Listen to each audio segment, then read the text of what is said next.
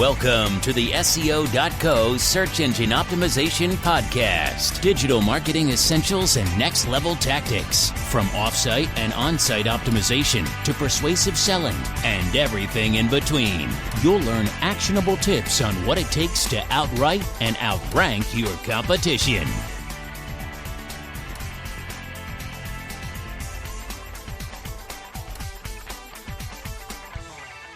Welcome back to another episode of the SEO.co podcast. Today we're continuing the series Local SEO.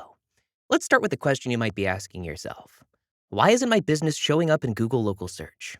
Google pretty much dominates local search at the moment. When that works in your favor, you'll see your company sitting atop the search results for many a local phrase. But if you're not ranking high in local search or not appearing at all, it can seriously impact your business. If people can't find you, how can they buy what you're selling? It's a big problem with a multitude of solutions.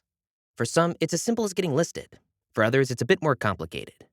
Though local search has specific requirements, it's still search and requires SEO. Bearing that in mind, let's look at some reasons a company might fail to appear in Google Local and what can be done to remedy that situation. First, you're not listed. This is by far the simplest reason you're not appearing in local search results, but not always the easiest to fix. Getting listed can be a bit of a process. Google is very stringent in its listing guidelines, so you absolutely must do your best to follow them to the letter if you want to see progress. Your first step is to create a local business on Google.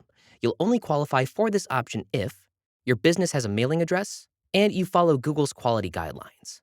So long as you follow instructions, setup isn't all that difficult, but this is actually where a lot of people do get tripped up. Next up, you didn't follow the quality guidelines. As Local University puts it, Google's quality guidelines for business listings shouldn't be called guidelines at all. They should be called rules. Because if you don't follow them precisely, the result is more often than not a failure to be listed or a failure to have your listing appear as you'd like it to.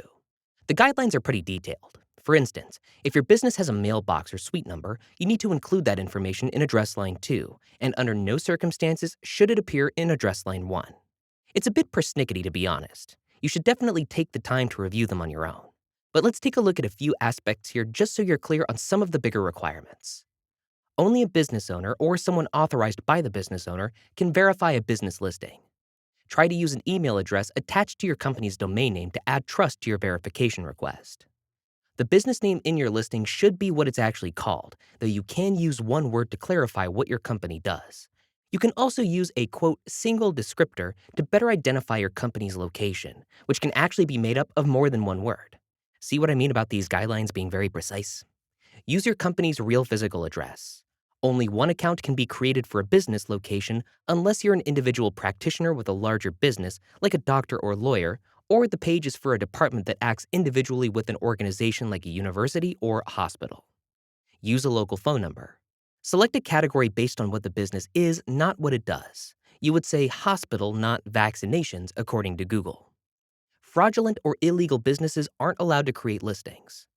Google does have some country restrictions. And lastly, some business models are ineligible for a listing, including those that don't make in-person contact with customers, aren't open yet, consist of a class or event held at a location you don't own, or stock your products but you don't own the retail store. I realize it's a lot to wrap your mind around, and it will take some serious time to familiarize yourself with all of these rules before you can get a handle on it. But it's worth the effort if you want to see your business rank higher. Next up, maybe your business isn't verified. If you've gone through all the effort to do the above, it would be a real shame to forget to verify your listing now, wouldn't it? But that's often the reason why people fail to see their businesses in the local search results.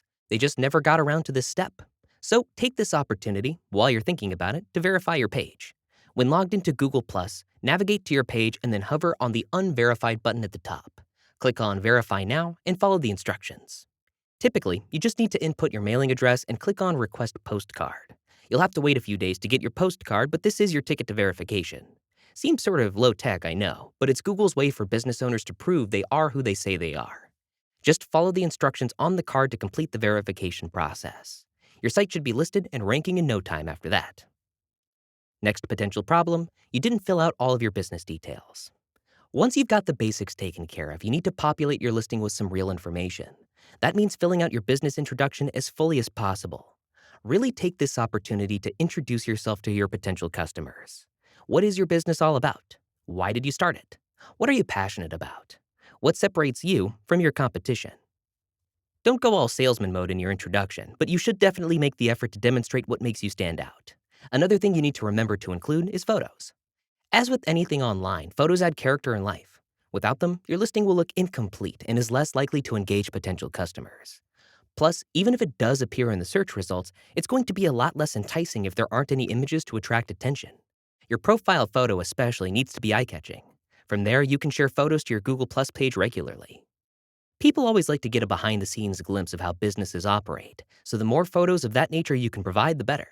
Customers who frequent your business can upload their own photos and tag your company in them as well, which further adds to your credibility and, literally, visibility. Next problem, you don't have any reviews. While not having any reviews won't prevent a business from showing up in a local search result altogether, it can impact your rank. A business in your niche with a ton of reviews will always rank much higher because it's viewed to be a greater authority in your industry by Google. And reviews don't lie.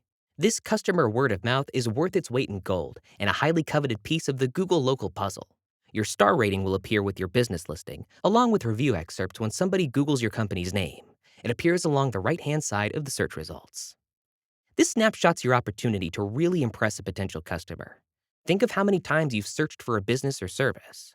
When greeted with the search results, which ones were you most likely to click on? The ones with the most positive reviews, right?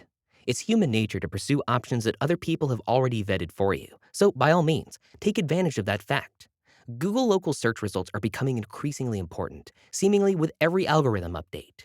If you're a small business owner with a brick-and-mortar location, you can't afford to gloss over this optimization strategy. And that's all we've got for this episode on local SEO. Tune in next time as we go over why local SEO should be a top priority. Thanks again for listening to the SEO.co podcast, and we'll see you in the next episode. Thank you for joining us on the SEO.co podcast. We appreciate your time. Be sure to rate, review, and subscribe to the show and visit SEO.co for more resources based on today's topic, as well as access to more podcast episodes to help you improve your site's long-term SEO success.